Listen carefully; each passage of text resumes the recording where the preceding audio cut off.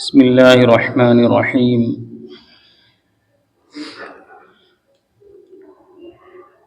الحمد للہ رب العالمین والعاقبۃ للمتقین والصلاة والسلام علی سید الانبیاء والمرسلین سیدنا و مولانا محمد وآلہ واصحابہ اجمعین، اما بعد، فقد قال رسول اللہ صلی اللہ علیہ وسلم: طلب العلم فریضۃ علی کل مسلم، او کما قال علیہ الصلاۃ والسلام۔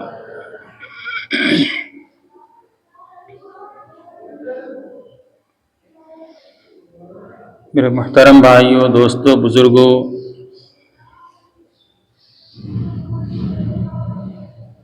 اللہ تبارک و تعالی نے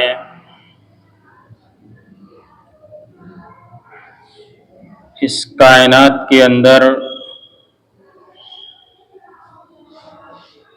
انسانی ضروریات کی تمام چیزوں کو کسی نہ کسی شکل کے اندر وجود بخشا ہے، اس کو پیدا فرمایا ہے، اس کا نظام اس دنیا کے اندر مرتب فرمایا ہے۔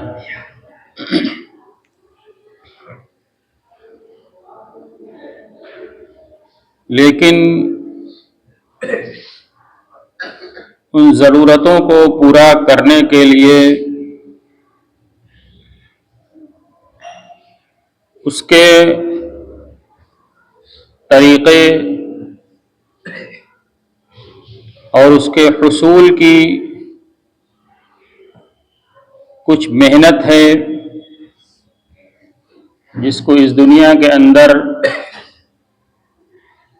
انسان کو برتنا پڑتا ہے، تب جا کر اس کی ضروریات پوری ہوتی ہیں۔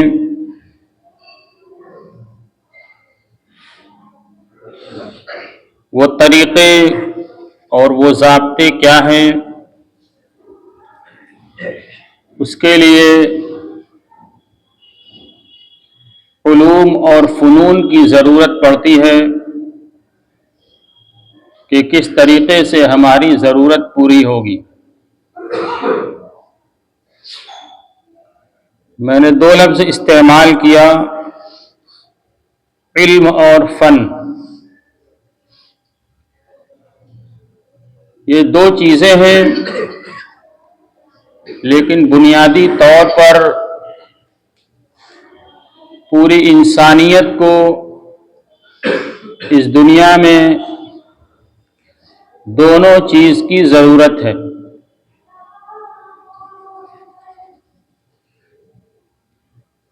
جب نبی اکرم صلی اللہ علیہ وسلم کو دنیا کے اندر نبی بنا کر مبعوث کیا گیا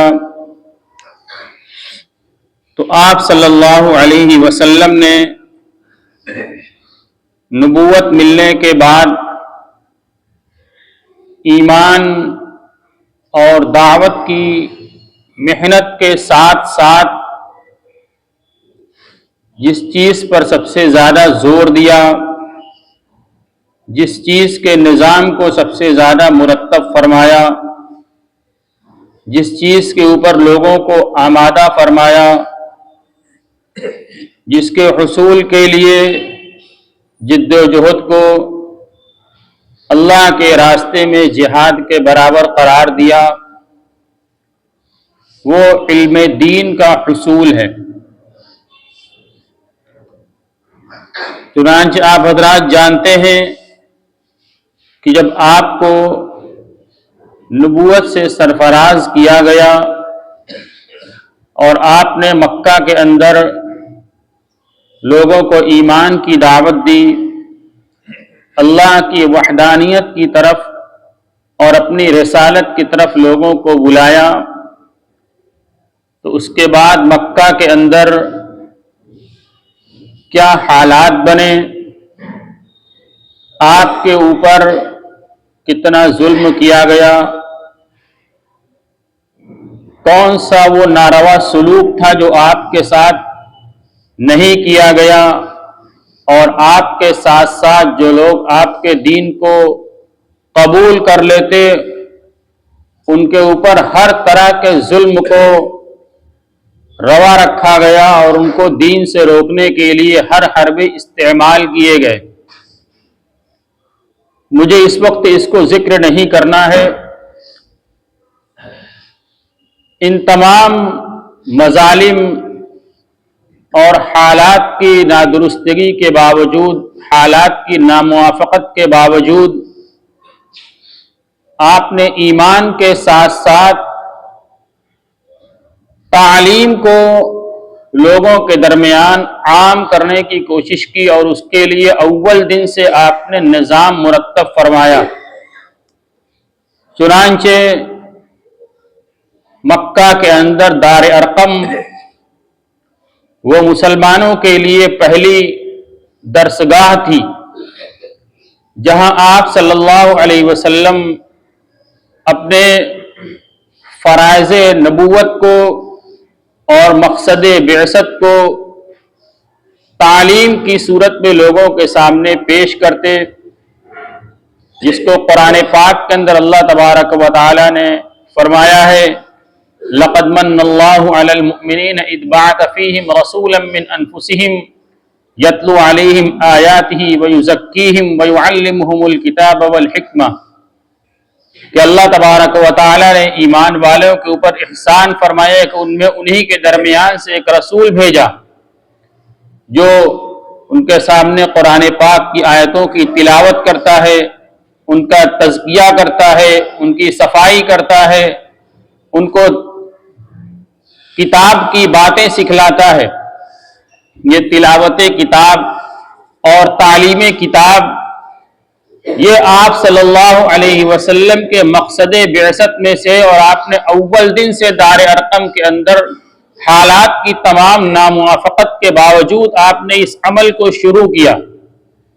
اور لوگوں کو تعلیم دینا شروع کیا۔ اور پھر اس کے بعد جب قرآن پاک کا نزول ہوا اور پہلی آیت نازل ہوئی اقرأ باسم ربک الذی خلق، وہ بھی تعلیم کے تعلق سے نازل ہوئی، اور پھر آپ صلی اللہ علیہ وسلم کو تعلیم کے بارے میں بتلایا گیا، جو قرآن پاک کے اندر سورہ رحمان نازل، الرحمن علم القرآن۔ اس سورت کے اندر اللہ تبارک و تعالی نے پہلا لفظ جو استعمال فرمایا وہ الرحمن، جو اللہ تبارک و تعالی کے رحم سے بنا ہوا ہے۔ اور پھر اس کے بعد اللہ تبارک و تعالی نے تعلیم قرآن کے بارے میں ارشاد فرمایا کہ اس نے قرآن کا علم سکھلایا۔ یہاں پر رحمت کو پہلے ذکر کیا، اور پھر اس کے ساتھ ساتھ رسول اللہ صلی اللہ علیہ وسلم کو تعلیم دی گئی وَلَوْ كُنْتَ فَظًّا غَلِيظَ الْقَلْبِ انفضوا من حولك، کہ اگر آپ سخت دل ہوتے اور تو لوگ آپ کے درمیان سے، آپ کے قریب سے دور چلے جاتے، آپ کے پاس نہ رہتے۔ یہ سارا انداز یہ اسی لیے تھا کہ آپ کو تعلیم دینا ہے لوگوں کو، آپ اپنے اندر نرمی رکھیے، لوگوں کے ساتھ رحمت کا اور شفقت کا معاملہ کر کے ان کو تعلیم دیجیے تاکہ لوگ آپ سے قریب رہیں اور علم کو حاصل کریں۔ آپ صلی اللہ علیہ وسلم نے تعلیم کا ایک منظم نظام اپنی زندگی کے اندر قائم فرمایا، مکہ المکرمہ کی زندگی کے اندر بھی، اور مکہ مکرمہ سے جب آپ صلی اللہ علیہ وسلم نے اللہ تبارک و تعالیٰ کے حکم سے مدینہ منورہ ہجرت کی، تو مدینہ منورہ ہجرت کرنے کے بعد آپ نے باضابطہ ایک مدرسے کا نظام جاری فرمایا مسجد نبوی کے اندر صفہ کے چبوترا پر، جس پر لوگ ٹھہر کر اقامت اختیار کر کے، یعنی ہاسٹل کی صورت میں وہاں رہ کر آپ صلی اللہ علیہ وسلم سے علم دین حاصل کیا کرتے تھے، دین کا علم سیکھتے تھے۔ پھر اس کے بعد آپ صلی اللہ علیہ وسلم کی پوری زندگی کے اندر اور آپ کے بعد پورے عہد صحابہ کے اندر تعلیم کے لیے ایک مرتب نظام قائم کیا گیا۔ آپ صلی اللہ علیہ وسلم نے علم دین کے فضائل بیان فرمائے، اس کے ساتھ ساتھ دنیاوی علوم کے اوپر بھی لوگوں کو آمادہ فرمایا۔ آج ایک بہت بڑا المیہ اور مسئلہ یہ ہے کہ دین کے علم کو اور دنیاوی علوم کو الگ الگ خانوں کے اندر بانٹ دیا گیا۔ یہ دین کا علم، یہ دنیا کا علم، گویا دونوں دو چیزیں الگ الگ ہو گئی۔ آپ صلی اللہ علیہ وسلم نے صحابہ کرام کو جہاں دین کا علم سکھلایا تھا، وہیں آپ صلی اللہ علیہ وسلم نے صحابہ کرام کو فنون بھی سکھلائے تھے۔ حضرت زید رضی اللہ تعالیٰ عنہ کو عبرانی زبان سیکھنے کا حکم دیا گیا تاکہ سفارتی کام ملکوں کے درمیان منظم طریقے سے چل سکے۔ آپ صلی اللہ علیہ وسلم نے حضرت سعید بن عاص رضی اللہ تعالیٰ عنہ کو کاتب بننے کا حکم دیا تاکہ دوسرے ملکوں کے درمیان جو خطوط لکھے جائیں وہ اچھے انداز میں لکھے جائیں، خوشنویس، اچھی تحریر کے لیے اندر لکھے جائیں۔ آپ صلی اللہ علیہ وسلم نے اپنے زمانے کے اندر زمانے کے اعتبار سے انسانیت کو جس فن کی ضرورت پڑی اس کے اوپر لوگوں کو آمادہ کیا، اس کے لیے لوگوں کو تیار کیا تاکہ دین کا علم، دین ہر راستے سے دنیا والوں کے سامنے پیش ہو سکے۔ دین کی جو تقسیم کی گئی، علم کی جو تقسیم کی گئی ہے وہ دو قسمیں کی گئی ہیں، علم نافع اور علم غیر نافع۔ آپ صلی اللہ علیہ وسلم کی مسنون دعاؤں کے اندر آپ کو ملے گا اللہم انی اسألک علما نافعا، کہ اللہ میں آپ سے علم نافع کا سوال کرتا ہوں۔ اور آپ صلی اللہ علیہ وسلم نے علم غیر نافع سے پناہ مانگی ہے، اللہم انی اعوذ بک من علم لا ينفع، یہ آپ کی مسنون دعاؤں کے اندر ملے گا۔ یہ علم نافع اور علم غیر نافع کس کو کہتے ہیں؟ علم نافع اس کو کہتے ہیں جو انسان کو دینی اعتبار سے کوئی بھلائی عطا کرے یا دنیاوی اعتبار سے اس کو دنیا کے اندر کوئی بھلائی عطا کرے، یہ سب علم نافع ہے۔ اس کو فن کے اندر بھی، آپ دنیاوی علوم کو فن کے اندر بھی داخل کر سکتے ہیں۔ جو کسی دنیا کے اعتبار سے یا آخرت کے اعتبار سے انسانیت کی نفع کے لیے کام آئے، وہ علم نافع ہے، اس اعتبار سے تقسیم کی گئی ہے۔ لہذا اس اعتبار سے آپ دیکھیں گے تو آج دنیا کے اندر انسانیت تو علم دین کے ساتھ ساتھ جو دنیاوی فنون ہیں ان کی بھی ضرورت ہے۔ آج انسانیت کو اور مسلمانوں کو انجینئرنگ کی بھی ضرورت ہے، ڈاکٹروں کی بھی ضرورت ہے، وکیلوں کی بھی ضرورت ہے، ہر لائن کے ماہرین کی ضرورت ہے، معاشیات کے لائن کے ماہرین کی ضرورت ہے، تاکہ دنیا کے اندر ایک یعنی اچھے طریقے سے وہ زندگی گزار سکیں۔ ماہرین قانون ہوں گے تو اس کے ذریعے سے انسانیت کی اور مسلمانوں کی عزت کی حفاظت ہوگی، ان کے حقوق کی حفاظت ہوگی۔ ماہرین معاشیات ہوں گے تو دنیا کے اندر کاروبار کے اندر اور معاشیات کے اندر ترقی کرنے کے راستے ان کے سامنے ہموار ہوں گے۔ بڑے بڑے ڈاکٹر ہوں گے تو اپنے لوگوں کے اچھے طریقے سے علاج کرنے کے لیے افراد ان کے پاس مہیا ہوں گے۔ آج دنیا جس رخ کے اوپر جا رہی ہے، بلکہ جس تعصب کے راستے کے اوپر بڑھ رہی ہے، اس ماحول کے اندر مسلمانوں کے لیے اپنے اندر اپنے افراد کا پیدا کرنا آج اس کی بہت بڑی ضرورت ہے۔ بہرحال مجھے عرض دوسری بات کرنا تھا، بات اس طرف چلی گئی، یہ ضمناً بات تھی کہ علم دین کا حاصل کرنا یہ بھی ضروری ہے اور دنیاوی علوم کا حاصل کرنا آج کے ماحول کے اندر وہ بھی انتہائی ضروری ہو چکا ہے۔ لیکن اولیت بہرحال علم دین ہی کو ہے. رسول اللہ صلی اللہ علیہ وسلم نے سارا نظام جو بنایا تھا، سارا نصاب جو بنایا تھا، نصاب یہ انتہائی اہمیت کی چیز ہے. جون سا نصاب پڑھایا جائے گا،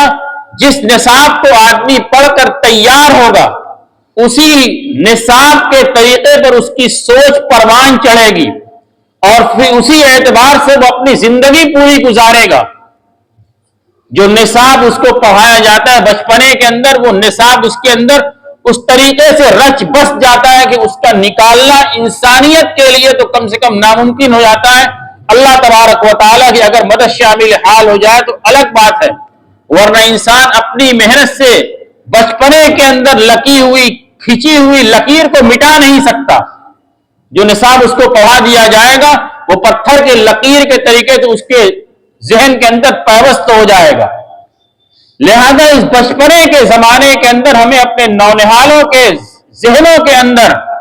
وہ بات بیٹھانی ہے جو ان کی آخرت کو بھی سنوار دے، جو ان کی دنیا کو بھی سنوار دے، جو ان کی آخرت کو بھی محفوظ کر دے، جو ان کی دنیا کو بھی محفوظ کر دے. اور وہ بنیادی طور پر علم دین ہے،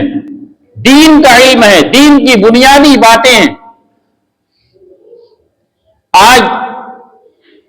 جس حالات سے ہم گزر رہے ہیں، ایمان کے اوپر جس طریقے سے ڈاکے ڈالے جا رہے ہیں، تعلیمی میدان کے اندر جس طریقے سے دوسری چیزوں کی آمیزش کی جا رہی ہے، دوسرے کے عقیدوں کو ملایا جا رہا ہے اور دوسری تیسری چیزیں اسکولوں کے اندر پڑھائی جا رہی ہیں، اس ماحول کے اندر اپنے نونہالوں کے ایمان کی فکر کرنا ہر سرپرست کی اولین ذمہ داری ہے، اس کی سب سے پہلی ذمہ داری ہے. جو اولاد ہے کسی کی، جہاں اس کو اپنی اولاد کو بہت کچھ سکھانا ہے، ان تمام چیزوں کے اندر اس کو بنیادی فکر اس کے ایمان کی حفاظت کرنا ہے. رسول اللہ صلی اللہ علیہ وسلم نے متعدد احادیث کے اندر ایمان کے فکر کرنے کی تلقین کی ہے. آپ صلی اللہ علیہ وسلم نے فرمایا ہے کہ ایک سرپرست اپنے باپ کو اس سے بہترین کوئی تحفہ نہیں دے سکتا کہ اس کو اچھا علم سکھائے اور اس کو بہترین اخلاق سکھلائے. اس کو اچھا علم سکھلائے اور اس کو بہترین اخلاق سکھلائے. اس سے بہترین کوئی ہدیہ اور کوئی تحفہ وہ اپنی اولاد کو نہیں دے سکتا. اچھا علم سکھانے کا کیا مطلب؟ جب شریعت کی نظر کے اندر علم کا لفظ بولا جائے تو اس سے مراد یہ ہوتا ہے کہ اس کو وہ چیزیں سکھلا دی جائیں، وہ باتیں اس کو بتلا دی جائیں جس کی بنیاد پر وہ اپنے معبود کی معرفت حاصل کر سکے، اپنے اللہ کو پہچان سکے، اپنے رب کو پہچان سکے، اپنے دنیا میں آنے کے مقصد کو وہ پہچان سکے. یہ علم اس کو سکھلایا جائے. اسلامی نقطۂ نظر سے جب علم کا لفظ بولا جائے اس سے یہ علم مراد ہوتا ہے کہ وہ ان ساری چیزوں کو پہچان لے اور ایک بامقصد زندگی دنیا کے اندر گزارے.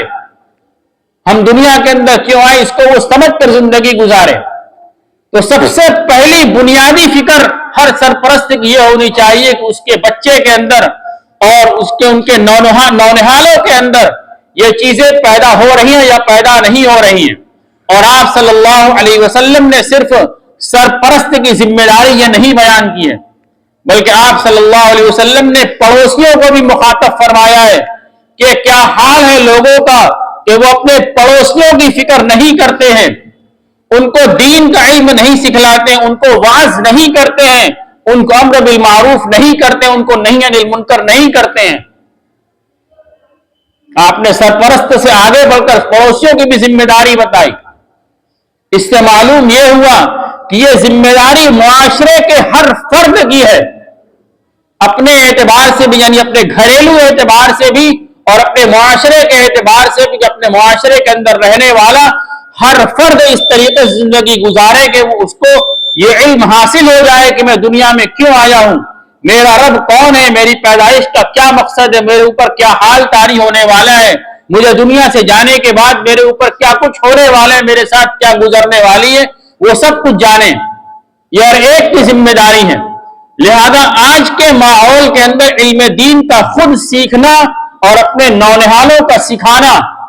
انتہائی ضروری ہے، شریعت کی ذمہ داری بھی ہے، اور آج ہم جس دور سے گزر رہے ہیں اس دور کے اندر یہ ذمہ داری نونہالوں کے تعلق سے ہمارے اوپر جتنی ذمہ داری ہے، تمام ذمہ داریوں پر سب سے اوپر یہ ذمہ داری ہے کہ ہم ان کے ایمان کے بچانے کی فکر کر لیں۔ ہم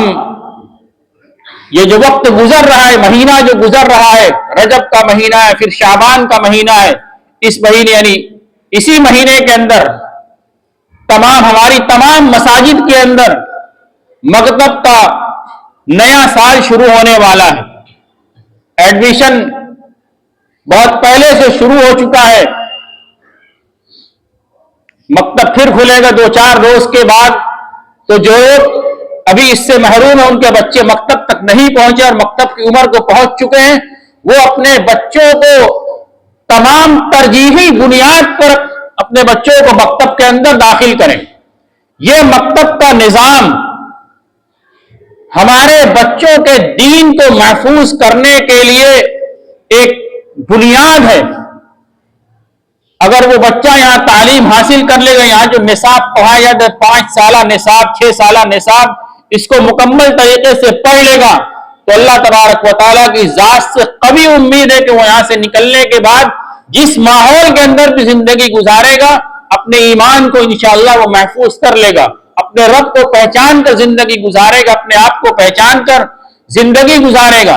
اس چلنے والے مکتب کو بہت معمولی چیز نہ لیں، یہ ہمارے بچوں کے ایمان کی حفاظت کی گویا کہ ضمانت ہے۔ اس کی ہم فکر کریں کہ کوئی بچہ، کوئی بچی، چاہے وہ کسی بھی اسکول میں پڑھنے والا ہو، اس کا تعلق اپنے علاقے میں چلنے والے منظم مکتب سے ضرور ہونا چاہیے۔ ہم اس کو اہمیت کے ساتھ لیں۔ بار بار کہا جاتا ہے بچے آتے بھی ہیں لیکن ابھی بھی تعداد ہے جو مکتب سے دور ہو کر زندگی گزار رہی ہے۔ اللہ تبارک و تعالی ہم سب کے اور ہمارے نونہالوں کے ایمان کی حفاظت فرمائے۔ وآخر دعوانا ان الحمد للہ رب العالمین۔